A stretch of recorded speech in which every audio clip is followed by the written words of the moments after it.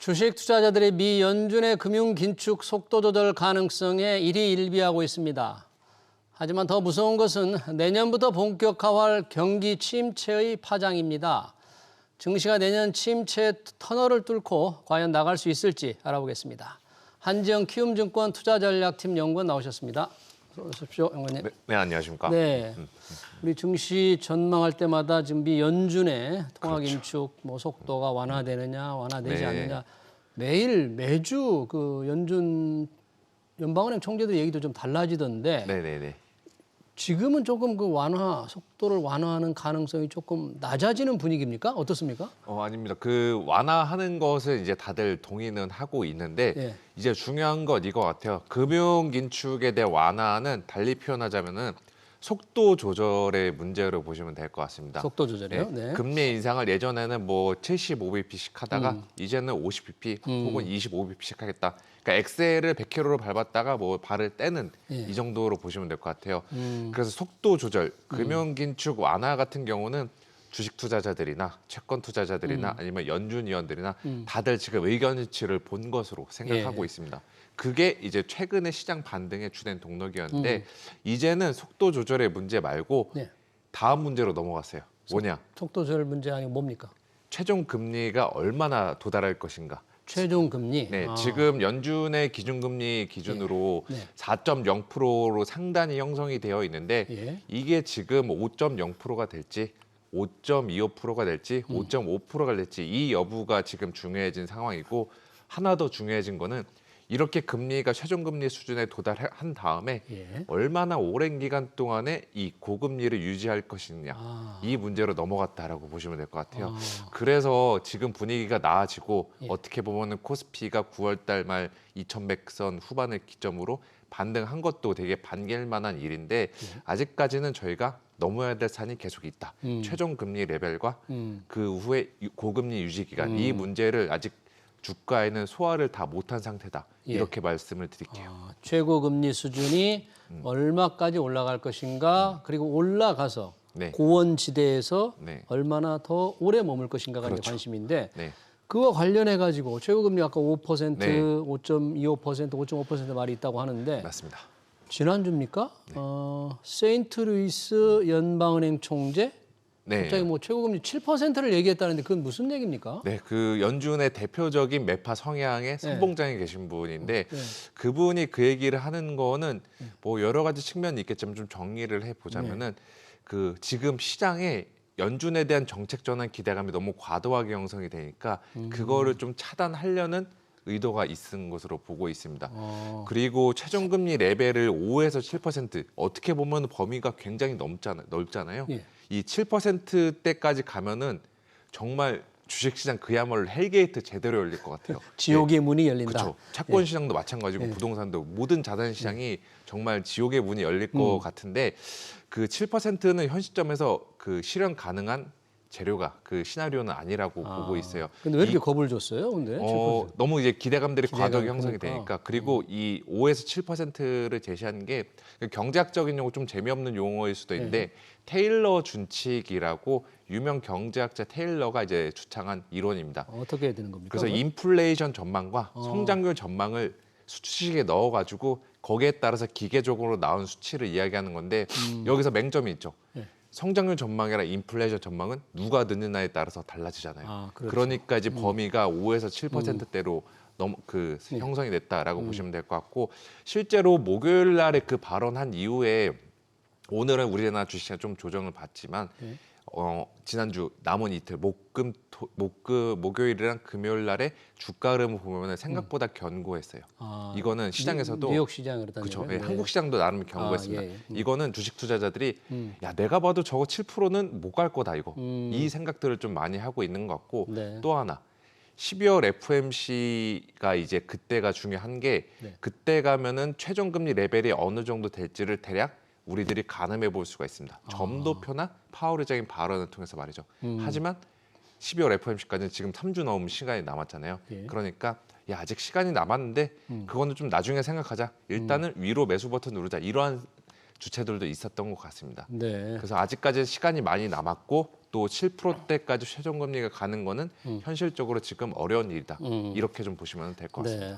그러니까 이제 연준 총재들은 우리 글로벌 주식 투자자들이 연준이 금융 긴축 속도 조절에 대해서 너무 낙관하지 마라. 네네네. 낙관할 때마다 조금 이렇게 침을 놓는 거네요. 그쵸. 시장이 너무 네. 흥분하지 않도록. 네, 그렇죠. 그러면 인플레 이 억제가 잘 안 되니까. 맞습니다. 7%도 그런 발언으로 봐야 되겠네요. 네, 그 너무 너네들 그 기대하지 안도하지 마라. 예, 조심해라. 이거를 계속 보내는 거다. 이렇게 네. 보시면 될 것 같습니다. 지금 사실 인플레 금리 긴축 속도 조절이라는 것은 고용과 밀접히 관련돼 있지 않습니까? 그런데 지금 빅테크 미국 메타 뭐 트위터 네네. 엄청나게 인력을 해고하고 있잖아요. 네네. 이 고용 시장 전반적인 상황입니까? 아니면 어떻습니까? 전반적인 지금 분위기가 다들 채용을 축소하려는 움직임이에요. 그런데 지금 10월 달까지 11월 초에 발표된 10월 고용 지표까지 보면은 고용 시장 여전히 좋죠. 여전히. 그런데 이거는 지금 과거부터 현재까지 일이고 예. 이제 앞으로 현재부터 미래까지의 흐름을 봤을 때는 고용 시장도 이제 안심할 수 없는 상황이다. 말씀하신 대로 빅테크 기업들이 계속 감원을 하고 있고 이 누적된 공격적인 금리 인상에 대한 충격들이 올해 말이 지나면서부터 계속 경제에 반영이 될 거예요.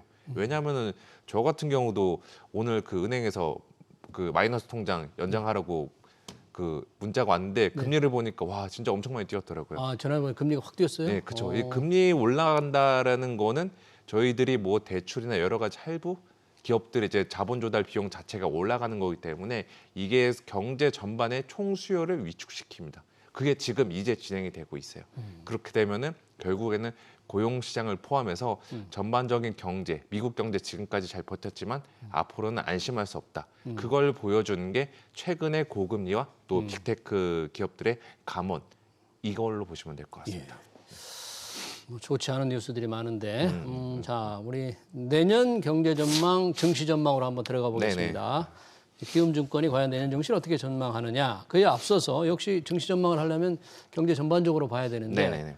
우리가 방금 얘기했지만 미국의 금리 아니겠어요? 금리가 언제쯤 떨어질 건지도 굉장히 중요한데 네. 키움에서는 어떻게 지금 예상을 하고 있습니까? 네, 그 일단은 뭐 언제쯤 떨어지기 전에 언제쯤 금리 인상이 멈출까? 이거부터 먼저 말씀을 드리면은 내년 3월 FOMC 때 그때가 금리 인상 중단 시점으로 예상을 하고 있고요. 3월이 정점. 네. 지금부터 12월, 2월, 3월 세 번의 FOMC가 남았는데 이 세 번의 FOMC를 통해서 금리를 총 125bp 올려서 최종 금리를 5.25%로 만들 것으로 전망을 하고 있습니다. 그럼 0.5씩 세 번 올리는 겁니까? 대략 그런 정도로 보시면 될 것 같고요.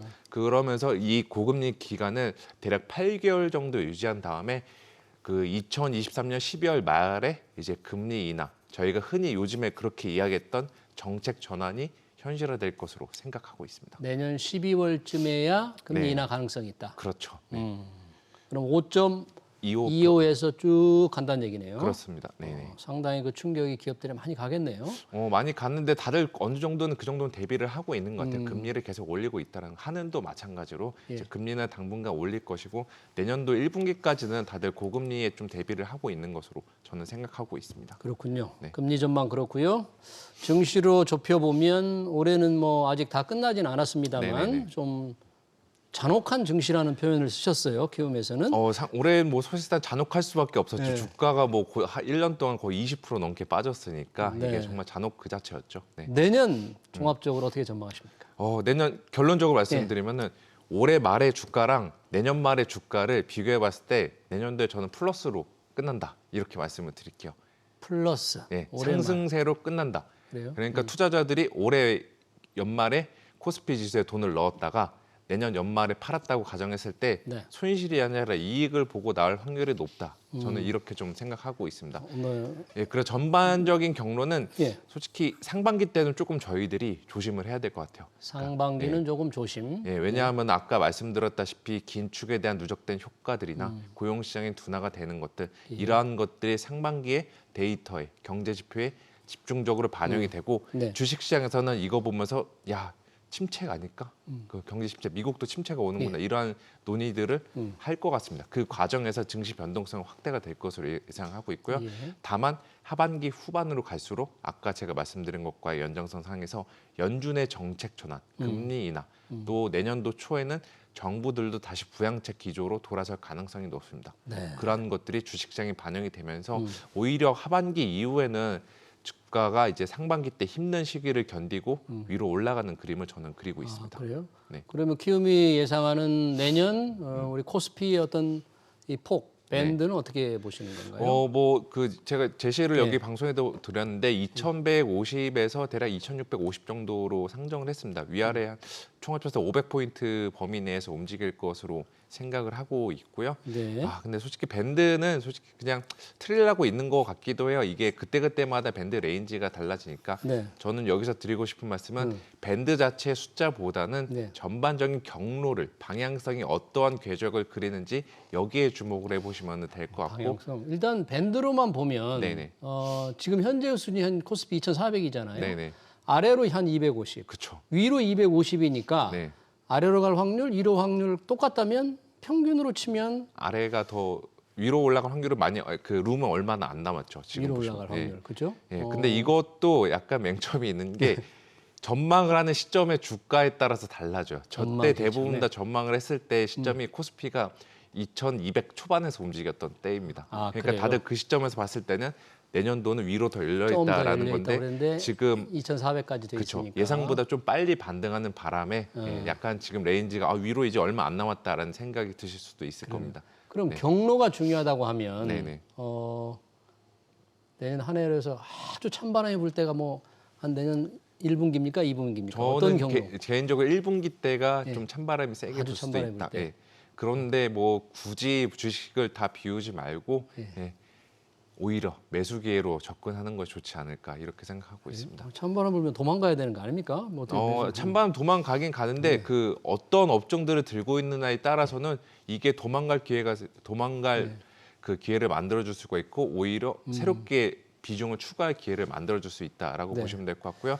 이렇게 상반기 때는 주식시장 내에서 위험 관리를 하기 위해서는 제가 굳이 주식 팔 필요 없다고 말씀드리는 것도 음식료나 혹은 배당주 아니면은 저변동성 이 세 개의 카테고리 주에서는 충분히 기회가 나올 수 있다. 이렇게 말씀을 드릴게요. 네. 이런 때는 이제 주식도 중요하지만 뭐 예금이나 채권을 투자하는 분들이 많은데 그런 권고에 대해서는 혹시 연구원님 어떻게 평가하세요? 예, 맞죠. 그 지금 금리가 적금금리만 봐도 1금융권에서 4%대, 5%대 은행이 주니까 5% 준다는데. 그렇죠. 예. 보통 저희가 이제 주식시장의 기대 수익률이 8에서 10%인데 지금 시점을 생각해 보면은 야 내년도에 내가 위험 관리, 리스크 테이킹을 감수하면서까지 8%를 먹는 게 맞을까? 아니면은 편안한 마음으로 4, 5%대 적금 금리를 따는 게 맞을까? 이렇게 생각해 보면 요즘에 후자 쪽을 생각하시는 분들이 많기는 많아지는 하죠. 거죠. 하지만 그거는 지금까지의 일이고 내년도 이후부터는 시중금리도 연준이나 중앙은행의 금리 인하 전망을 상반기 지나면서 먼저 반영하면서 금리가 내려갈 거예요. 그렇게 되면은 오히려 주식에게 더 기회가 있다라고 보는 거고 금리가 높다고 해서 주식시장이 악재는 결코 아닙니다.